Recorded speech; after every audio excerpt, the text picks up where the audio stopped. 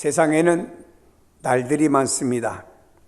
특별히 우리나라도 국경일이라고 정하고 그 국경일은 쉬면서 국경일의 의미를 더해주고 있습니다. 10월 3일, 10월 9일 한글날 하면서 거기에 의미를 더해 가면서 국경일을 지키고 있습니다. 또 우리는 우리나라의 명절인 설날이나 추석이라고 하는 이 날에는 흩어졌던 가족들이 다 모여서 교제하며 또 아름다운 이런 친교의 시간을 통해서 하나의 가족됨을 확인하는 이런 시간을 갖지요. 이때 흩어져 있던 사람들이 모이느라고 교통체증이 전국적으로 많이 일어나서 실시간 방송을 통해서 우리가 잘 듣고는 있습니다. 이란에 다 모입니다. 미국이란 나라는 가면은 그 나라는 성탄절과 추수감사절에 흩어졌던 가족들이 다 모이는데 특별히 흩어졌던 가족 1년에 한 번씩 이 날에는 모여서 가족들이 서로 친교하고 교제하는 모습을 보게 됩니다. 개인에게도 또 가정에도 기념일들이 많습니다. 가정에도 어떤 기념일이 있어서 아이들의 생일 또 가정의 부부지간에는 결혼 기념일, 그래서 어떤 부부는 결혼 기념일을 챙겨주지 않았다가 혼났다는 사람도 있을 때라마는 요즘 젊은 사람들을 보면은 서로 이렇게 상대를 만나가지고 교제하면서 만난 지 100일이 됐다, 만난 지 1000날이 되었다 이래가면서 기념식도 하는 것을 우리가 볼 수 있습니다. 이 세상에 많은 기념일이 있어요. 근데 성경은 이렇게 말씀합니다. 그날이 가까움을 볼수록 그렇게 말씀합니다. 성경에는 그 날이라고 말씀하는데 이 그날이라고 하는 말은 두 가지로 해석이 됩니다. 하나는 예루살렘이 멸망하던 때를 그 날이라고 부릅니다. 히브리서를 기록하던 당시와 바로 로마에 의해서 예루살렘이 멸망하던 때가 비슷하기 때문에 이것을 가리켜 그날이라 이렇게 말하는 학자도 있습니다. 여러분, 예루살렘이 하나님을 멀리하다가 로마라고 하는 나라에 의해서 침략을 받고 나라가 멸망을 하게 됩니다. 성전 다 허물어지고 많은 사람이 죽고 살아남은 사람들은 유럽의 노예로 다 팔려가는 이런 아픔의 상처가 이스라엘 백성들의 역사 속에 있습니다. 마치 우리나라가 일본에 의해서 36년 동안 고통당했던 것과 같은 역사가 이스라엘에도 있었음을 볼 수 있습니다. 여기에 또 한 가지 그날이라고 하는 것은 예수 그리스도께서 재림하시는 날, 하나님의 최후의 심판의 날을 그 날이라고 부르고 있습니다. 우리는 이 자리에 와서 주님 앞에 믿음 생활하면서 예수 그리스도를 믿는다고 고백을 합니다. 예수님을 믿는다고 하는 것은 바로 예수님이 동정녀를 통해서 이 땅에 탄생하셔 죄 없이 이 땅에 오셨습니다 라고 하는 것을 믿는 것이고요. 죄는 내가 졌지만 그분이 나를 대신하여 대속의 십자가 지심으로 말미암아 그 십자가를 통해서 우리의 모든 죄가 용서를 받고 하나님 앞에 나가시는 길이 열려지게 된 것이 십자가죠. 그리고 예수께서 돌아가신 지 사흘 만에 부활하심으로 말미암아 부활의 첫 열매가 되었고 장차 우리도 부활한다고 하는 보증이 되어 주셨습니다.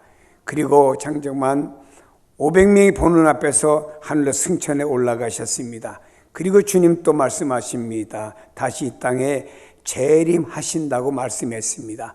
우리가 예수 그리스도를 믿는다고 하는 것은 이 모든 내용을 포함해서 예수 그리스도를 믿는다고 고백하는 것입니다. 만일에 이 중에서 부분만 믿고 부분을 안 믿으면 온전한 신앙이 아닙니다. 바로 예수 그리스도의 재림, 다시 오심을 성경에 말씀합니다. 예수님께서 승천의 하늘로 올라가시는데 구름 사이로 예수님의 모습이 안 보이니까 제자들과 주님을 따랐던 사람들이 예수님이 어디 계시는가 보려고 고개를 갸우뚱 하니까 그때 하나님의 사자들이 나타나서 거기 있는 사람들이 말했습니다. 이 갈릴리 사람들아, 너희들은 어찌하여 서서 하늘을 멍하니 바라보고만 있느냐? 너희 가운데서 하늘로 올려가신 그 예수님은 너희가 본 대로 다시 오시리라. 재림을 약속한 줄로 믿습니다. 우린 지금도 그 재림의 예수를 기다리고 있고 소망 중에 바라보고 있습니다. 마태복음 24장 29절에 말씀합니다. 그날 환날 후에 즉시 해가 어두워지며 달이 빛을 내지 아니하며 별들이 하늘에서 떨어지며 하늘의 권능들이 흔들리리라. 그때 인자의 징조가 하늘에서 보이겠고 그때 땅의 모든 족속이 인자가 구름을 타고 능력과 큰 권능으로 오는 것을 보리라. 주님의 재림하심을 보리라라고 말씀했습니다.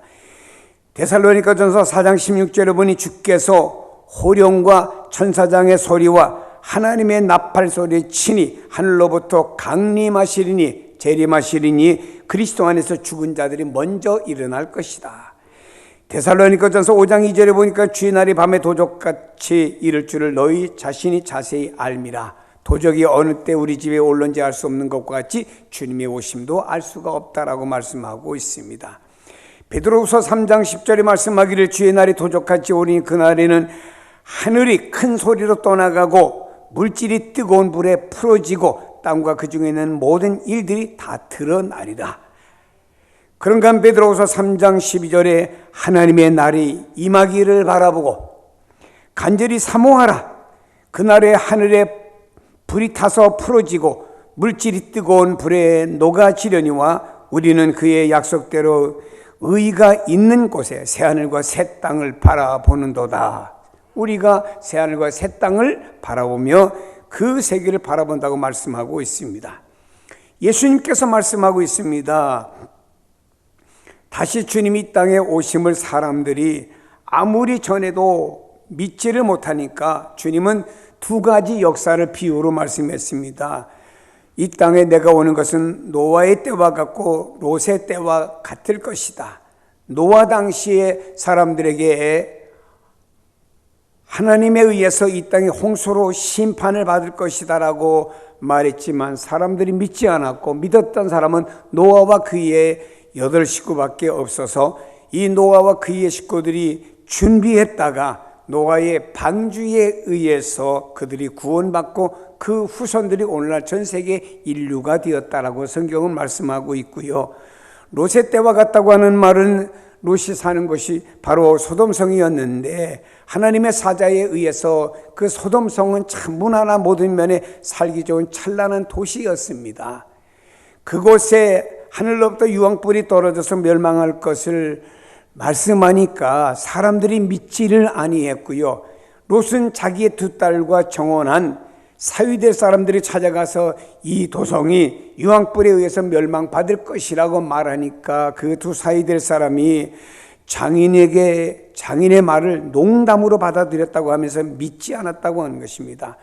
여러분, 사람이 믿건 안 믿건 그건 인간의 각자의 차이고 홍수로 심판받은 것도 사실이고 또 소돔성의 유황불에 멸망받은 것도 사실입니다. 사람들이 믿든 안 믿든 각자의 개인의 차이가 있을는지는 모르지만 마지막에 예수 그리스도의 재림은 확실하고 그때 심판과 구원에 대해서 말씀하신 것은 확실히 이루어지는 날이 올 줄로 믿습니다. 예수님께서 다시 오셔서 의인과 악인을 판단하시고 하나님의 의로운 자녀들에게는 영원한 생명과 하나님의 나라의 복된 상급을 얻도록 해주실 것이고 하나님을 거역한 악한 자들에게는 영벌을 내리시는 날이 바로 그날인 것입니다. 그래서 사도 요한은 요한계시록 끝장에 가서 말했습니다. 아멘. 주 예수여 오시옵소서. 이 땅에 다시 주님 재림 오시는 그날을 주여 오시옵소서 고백하며 기다린 사람이 사도 요한이었음을 우리는 말씀을 통해 알 수 있습니다. 점점 말세를 향하여 가고 있는 이때에 그날이 가까움을 볼수록 주님 앞에 설 때를 대비하는 삶을 살며 최선을 다해야 되는 것입니다. 세상에 결혼하는 사람도 그냥 결혼하지 않잖아요. 날짜를 잡아놓고 예식장과 등등 모든 것들을 미리미리 준비해 나갑니다.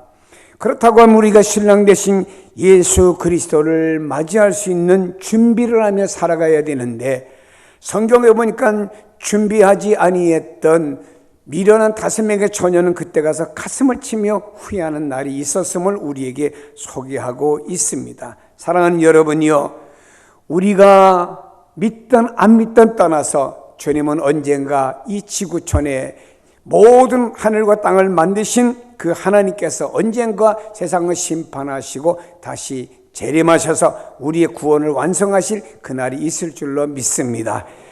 우리는 먼저 여기에서 기억할 것은 온전한 믿음을 가져야 된다라고 하는 것입니다. 성경은 이렇게 우리에게 말씀하고 있습니다. 그러므로 형제들아, 우리가 예수의 피를 힘입어 성소에 들어갈 담력을 얻었나니 그 길은 우리를 위하여 휘장을 가운데로 열어놓으신 새로운 살 길이요 휘장은 곧 그의 육체니라라고 말씀을 하고 있습니다. 구약에는 하나님께서 제정하신 제사 방법을 통해서 또 제사장들을 통해서 하나님께 나갔고 저들이 구약의 제사 즉 예배를 드렸습니다.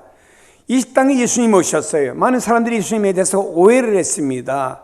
그때 주님 말씀하시길 나는 구약의 모든 율법과 하나님 제정하신 모든 것을 폐하러 온 사람이 아니고 나는 완성하러 왔다라고 예수님께서 말씀하시며 마지막에 십자가 들려 돌아가실 때 지성소와 성소 사이에 있는 휘장이 위로부터 아래로 쫙 찢어졌습니다.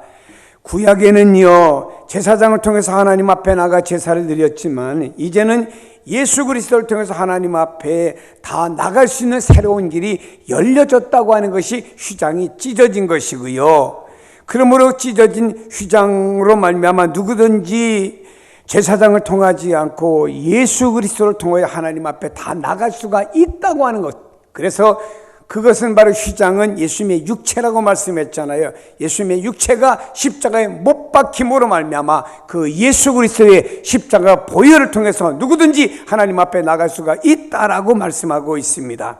그래서 예수님은 그 휘장을 자신의 육체라고 말씀했습니다. 여러분, 예수 그리스도가 십자가에 죽으심으로 말미암아 우리가 하나님 앞에 나갈 수 있는 길이 열려져 있는 것으로 믿으시기를 바랍니다. 이제는요 예수님의 피를 힘입어 예수님의 보혈을 힘입어 예수님을 힘입어 성소가 되는 하나님의 나라에 들어가는 성도가 된 줄로 믿습니다. 그래서 예수님 말씀하시기를 내가 길이요 진리요 생명이고 나로 말미암지 않고는 아버지께로 올 사람이 없다고 말씀했습니다. 빌립이라는 사람이 주님께 물었습니다. 주님, 하나님 한 번만 보여주시면 내가 하나님을 잘 믿겠습니다 라고 했더니 주님 말씀하시기를 나를 본 자는 하나님을 보았는데 어찌하여 하나님을 보여달라고 하느냐라고 하면서 바로 주님을 통하여 하나님 앞에 나가는 새로운 길이 열림을 우리에게 말씀해 주고 있습니다. 옛날에 율법 하에서 하나님에 의해서 정해진 대제사장만이 정해진 날 대속죄일에 지성소에 들어갈 수가 있었습니다. 이제는 예수 그리스도가 이루어 놓으신 구속 사역을 통하여 누구든지 그분의 공로를 힘입어 예수를 힘입어 하나님 앞에 나가는 길이 열렸고 하나님과 교제하게 되었고 누구든지 예수 그리스도를 힘입기만 하면은 하나님 앞에 나가는 길이 열려진 줄로 믿으시기를 바랍니다. 에베소 2장 16절에 말합니다. 십자가로 이 둘이 한 몸으로 하나님과 화목하게 하려 하심이라. 원수된 것을 십자가로 소멸해 주시고 아버지께 나감을 얻게 하려 하심이라 그랬습니다. 사랑하는 여러분, 하나님과 우리 사이에서 볼 때 우리는 죄인들입니다. 의인은 아무도 없습니다. 한 사람도 없다고 그랬습니다. 색깔과 내용만 다르지 모든 사람들이 죄인입니다. 그러나 우리를 위해서 중보자 되신 예수 그리스도를 통해서 우리는 두려움 없이 하나님 앞에 나갈 수 있는 특권을 얻게 되었고 하나님과 교제할 뿐만 아니고 나중에 하나님의 나라까지 예수 그리스도를 통하여 들어가게 되었으니 여러분 이 온전한 믿음, 이 믿음을 확고히 붙잡고 세상과 타협치 마시고 이 믿음 갖고 살아가시기를 주의 이름으로 축복합니다. 다음에 이렇게 말씀하고 있습니다. 성경으로 말씀하기를 서로 돌아보아 사랑과 선행으로 격려하며 라고 말씀했습니다. 서로 돌아보아 사랑과 선행으로 격려해라. 예수님께서 그날을 예언하시면서 마태복음 24장 12절에 많은 사람의 사랑이 말세에는 식어지리라 그랬습니다. 마지막 날이 다가올수록 사탄은요 서로 미워하게 하고 사람들로 하여금 악행을 도모하도록 유혹하고 그 일을 사탄은 획책하고 있습니다. 그러므로 히브리서 기자는 말씀하고 있습니다. 그날이 가까움을 볼수록, 주님의 오실 날이 가까움을 볼수록 서로 돌아보아 사랑과 선행으로 격려해 주는 사람이 되라고 말씀하고 있습니다. 여기 히브리서에 서로 돌아보라는 말은요 피상적으로 돌아보는 말이 아니고 진심으로 관심을 가지고 돌아보라는 말입니다. 다시 말해 성도들은요 형제와 이웃을 향해서 진정한 관심을 갖고서 돌아보되 어쩌다 생각날 때 한번 돌아보는 것이 아니고 계속적인 관심을 갖고 돌아보라는 말씀이 되는 것입니다. 어떻게 돌아봅니까? 사랑과 선행으로 격려하며 말씀합니다. 선행은 남을 사랑하는 마음에서 흘러나오는 좋은 행위가 되는 것이죠. 다시 말해 사랑의 실천이 선행이 되는 것입니다. 언젠가 우리가 주님 앞에 서는데 마태복음 25장에 말씀하고 있습니다. 양과 염소의 비유를 말씀했습니다. 양의 무리에게 주님 말씀했습니다. 고맙다. 내가 헐벗었을 때 입을 걸 주었고, 목말랐을 때 마실 걸 주었고, 굶주렸을 때 먹을 걸 주었고, 감옥에 갇혔을 때 면회와 주었고, 병원에 입원했을 때 참 돌아보죠. 고맙다라고 말하니까 양의 무리에 있는 사람이 말했습니다. 나는 주님을 뵌 적도 없고 주님과 내가 세대가 다르게 살았는데 내가 언제 주님을 뵈었습니까? 라고 말할 때 양의 무리에 있는 사람들에게 주님 말씀하기를 이 세상 지극히 적은 자 하나에게 관심을 갖고 선행을 베푼 것이 곧 나 예수에게 선행을 베푼 것이다. 이렇게 주님 말씀하셨습니다. 그렇습니다, 여러분. 우리가 다시 오실 주님을 바라본다고 하면은 타락하고 잘못된 세상 가운데서도 우리 주변에 있는 사람들을 돌보아야 됩니다. 그리고 사랑이 선행을 통해서 나타나야 됩니다. 예를 들어서 누군가가 병원에 입원했습니다. 아는 사람이잖아요. 과일을 사가지고 가서 아프냐고 빨리 나라고 이러고 돌아온 이례적인 돌아보면 의미가 별로 없다 이 말입니다. 내가 그 환자를 돌아보았습니다. 많이 아파합니다. 돌아와서 나의 기도의 제목 속에 하나님 안무기가 아픕니다. 그를 빨리 고쳐주시고 퇴원하게 도와주세요. 계속 이렇게 그에 대해서 관심을 갖고 돌아보기도 하지만 기도해 주는 것, 이것이 바로 지속적이라고 하는 것입니다. 사랑하는 여러분이요, 우리는 이렇게 진정한 마음을 가지고 이웃을 향해서 사랑하며 그 사랑이 선행을 통해서 나타나야 되는데, 성도가 사랑을 실천해야 될 이유가 무엇일까요? 그건 간단합니다. 그것은 하나님이 이 세상을 이처럼 사랑하사 독생자를 우리를 위해 보내주셨습니다. 그리고 우리를 위해 그분을 십자가에 못 박게 하셨습니다. 그 사랑을 우리가 받았어요. 그렇기 때문에 하나님의 사랑을 먼저 받았기 때문에 우리는 죄사함을 받은 존재들 아닙니까? 그렇기 때문에 우리는 주변에 이런 엄청난 하나님의 큰 사랑을 받았기 때문에 이웃을 향해서 우리의 사랑을 실천해야 된다라고 말씀하고 있습니다. 만약 하나님께서 우리를 사랑하지 않으셨다라고 하면은, 그리스도의 대속 사역이 없었다라고 하면은 우리는 여전히 죄악 가운데 있었고 영원히 죽을 수밖에 없는 사람이 될 수밖에 없을 것입니다. 우리는 하나님의 사랑에 의해서 대속 죄사함을 받고 하나님 앞에 나아갈 수 있는 길을 열려지게 되었기 때문에 우리는 서로 사랑하고 선행을 행하는 것이 마땅한 줄로 믿습니다. 성경은 말씀합니다. 믿음, 소망, 사랑 세 가지는 항상 있을 것인데 그 중에 첫째는 사랑이라고 말씀했습니다. 여러분, 우리 주변을 좀 돌아보십시다. 그리고 주변에 있는 모든 사람들은 나의 사랑의 대상이라고 생각합시다.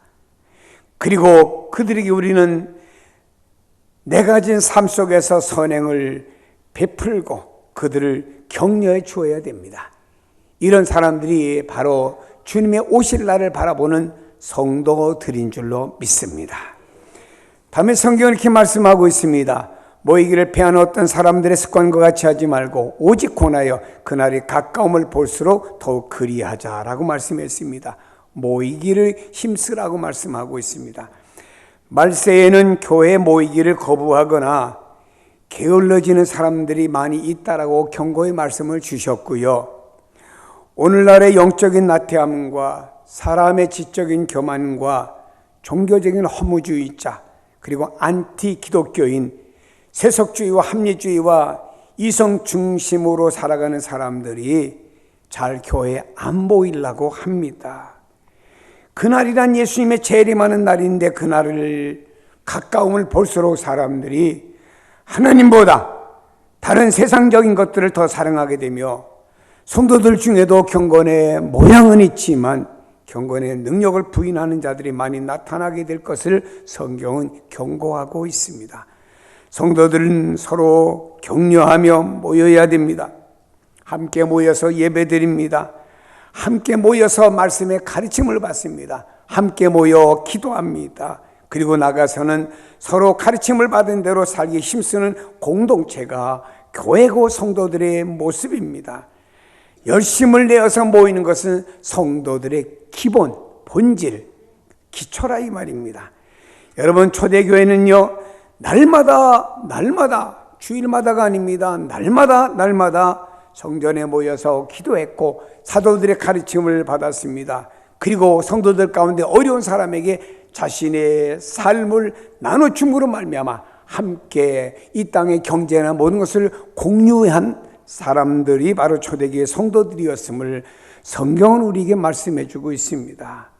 아무리 빨갛게 달아오른 숯이라고 해도 그 하나를 끄집어 가지고 화로 밖에다 놓으면은 한참 있으면은 다 식어져 버리고 뻘겋던 숯이 꺼멓게 변해버리고 맙니다. 성도들이 계속 뜨거운 신앙을 유지하려고 하면은 교회라고 하는 신앙의 공동체 속에 머물러 있어야 유지될 수가 있고요. 오늘날 가난한 교인들이 많아지고 있는데 이는요, 영성이 점점점 식어져 버리는 사람이 되어지고 있는 것입니다. 우리 한국이 선교가 된 지 130년이 되었다라고 말하지요. 세계 어느 나라보다 놀랍게 한국교회가 부흥되었고요. 갑자기 부흥된 교회가 대한민국의 교회들입니다. 이유는 뭘까요? 오로 하나님의 은혜가 있었습니다마는 우리 대한민국은요, 모이는 일에 열심히 했습니다. 과거에 천막교회 뜨거워도 여름에 얼마나 많은 사람들이 모였는지요. 2층 교회라고 해도요, 얼마나 많은 사람들이 모였는지요. 저희 교회가 자유시장의 2층에 개척되어서 30평이었지만 많은 사람들이 모여서 그 30평 되는 곳에서 한 번의 예배 갖고 안 되기 때문에 두 번의 예배를 드리면서 교회가 이렇게 진행해 왔던 과거의 모습이 생각이 납니다. 여러분, 모이는데 열심히 했잖아요. 과거에는 주일날 모입니다. 저녁 예배 모입니다. 수예배 모입니다. 새벽 예배 모입니다. 철야 예배 모입니다. 기도회 모입니다. 철야 기도회도 저녁에 10시쯤 오면요, 다음날 새벽 4시까지 기도했어요. 그리고 구역 예배, 목장 예배 모입니다. 성경 공부 모임 있고 기도 모임 있고 이런 모든 내용들이 한국 교회를 성장시킨 겁니다. 그리고 과거에 받던 교회에서 이제는 주는 교회로 세계 엄청난 선교사들을 파송하는 한국교회가 되었습니다. 우리나라도 과거에는 왜 다른 나라부터 도움을 받던 나라가 이제는 세계 속의 다른 나라를 도와주는 나라로 위치가 바뀌었지 않습니까? 요 사이에 보면 마지막 때가 가까울수록 많은 성도들이 모이기를 힘쓰지 않고 세상의 분주함과 개인주의에 빠져서 모임이 점점점 무너지고 있습니다. 어제 대구에 한 교회 임직식이 있어서 가서 설교하고 돌아오는데 담임 목사님하고 잠깐 대화를 하는 가운데 이런 말을 합니다.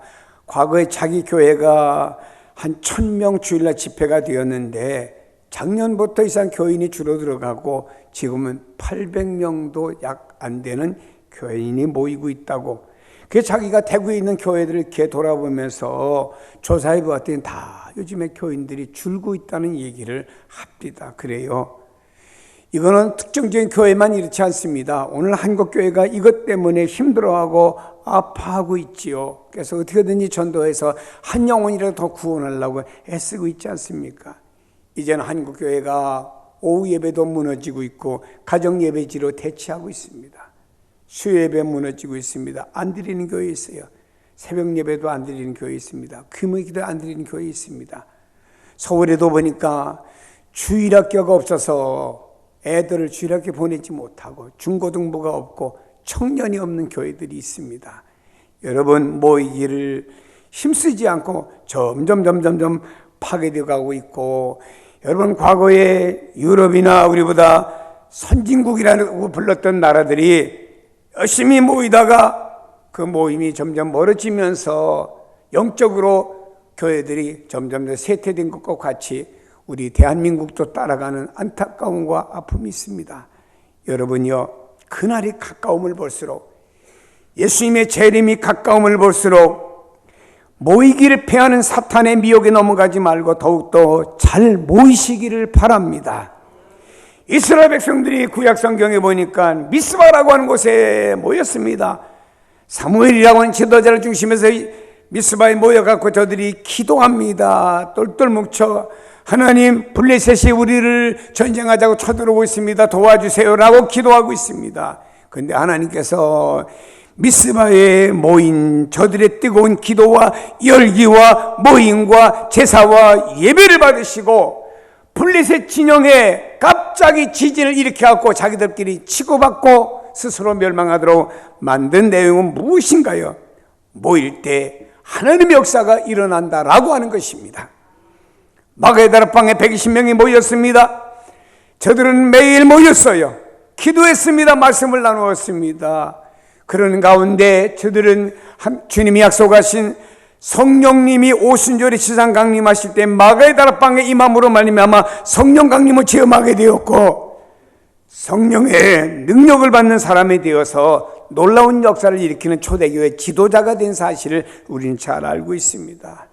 여러분, 주님 다시 이 땅에 오실 때 어떤 모습으로 여러분 쓸 것 같아요? 세상의 여러 날도 준비하지 않으면 사람의 날을 맞이할 수 없잖아요. 식당을 하시는 분도 그런 얘기 하더라고요.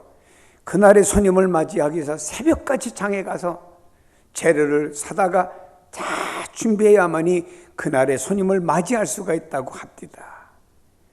여러분, 주님이 다시 이 땅에 오시는 그날에 어떤 모습으로 여러분 쓸 수 있다고 생각하십니까? 아니, 어떤 모습으로 쓰시겠습니까? 준비되지 않은 모습으로 당황하며 부끄러워해서는 안 되잖아요. 미련한 5명의 처녀는 등은 있지만 기름 준비하지 않았다가 당황해가지고 기름 사려고 요즘으로 하면 주위에서 이리저리 뛰다가 늦지막하게 준비되어 왔지만 이미 잔치집의 문은 닫히고 신랑이 나는 너를 모른다고 부정해버리고 말았지 않습니까? 사랑하는 여러분, 우리가 준비하지 않으면요 당황합니다. 우리가 준비된 자로서 담대하게 주님 앞에 기쁨으로 달려나가는 우리가 되어야 되지 않겠습니까? 주님 오실 때 준비된 사람들은요, 주 예수여 오시옵소서 하고 주님 앞에 그 준비된 자세를 가지고 나아갈 때 주님께서 우리를 영접해 주시고 우리를 이름 불러주시고 우리를 인정해 주실 때, 그때 우리가 이 땅에서 예수 믿으면서 십자가도 짊어지고 고난도 있고 힘듦도 어려움도 있었지만 그때가 다 녹아지는 그날이 있을 것 아니겠습니까? 그래서 우리는 이렇게 담대하고 기쁨으로 주님 앞에 달려나가는 성도가 되기 위해서 오늘 그날을 바라보면서 온전한 믿음을 가집시다. 행위로 구원받는 게 아닙니다. 우리는 예수 그리스도가 이루어놓으신 그분의 대속의 은혜를 통해서 구원받고 하나님 앞에 나갈 수 있는데, 그 예수 그리스도를 통해서 우리가 원죄와 스스로 있는 자범죄 본죄가 용서를 받았으니 이 확실한 믿음을 가지고 흔들리지 말고 하나님 앞에 나가는 성도가 되기를 바랍니다. 우리가 이 땅에서요 서로 주변의 사람들을 사랑과 선행으로 격려하며 살아갑시다. 이것이 성도들이 살아가야 될 삶입니다. 악한 사탄이는 미움과 갈등과 증오를 심어줍니다. 그러나 우리 주님은 우리를 위해서 당신이 대신 십자가 지심으로 우리가 어떤 사람인가요? 하나님의 원수인 우리를 위해서 십자가 지심으로 말미암아서 우리에게 은혜를, 엄청난 사랑을 부어주셨으면, 그 사랑이 내 안에 있으면 이 사랑을 이제는 좀 나누어주는데, 그 나누어줌이 선행을 통해서 나타나야 됩니다. 이제 그날이 언제 있는지는 모릅니다. 누구도 모릅니다. 천사도 모르고 주님도 모른다고 아버지의 권한에 있다고 그랬습니다. 그러나 이 시대에 주님께서 그날이 언제입니까? 제자들이 물었을 때 말세에는 이런 일이 일어날 것이다 라고 마태복음 24장에 말씀하신 수많은 예언들이 지금 이루어지고 있는 것을 볼 때, 그날이 가까워오고 있구나 깨어서 열심히 모임으로 말미암아 주님이 언제 오셔도 그 주님을 맞이할 수 있는 그날을 위해서 예비하는 여러분이 다 되시길 주의 이름으로 축복합니다. 축원합니다. 찬양 하나 부르십시다. 그날이 도적같이 이를 줄을 너희는 모르느냐. 늘 깨어있으라 잠들지 말아라 주님과 동행하라. 한번 찬양을 부르면서 우리가 한번 마음으로 준비하는 시간을 갖도록 하겠습니다.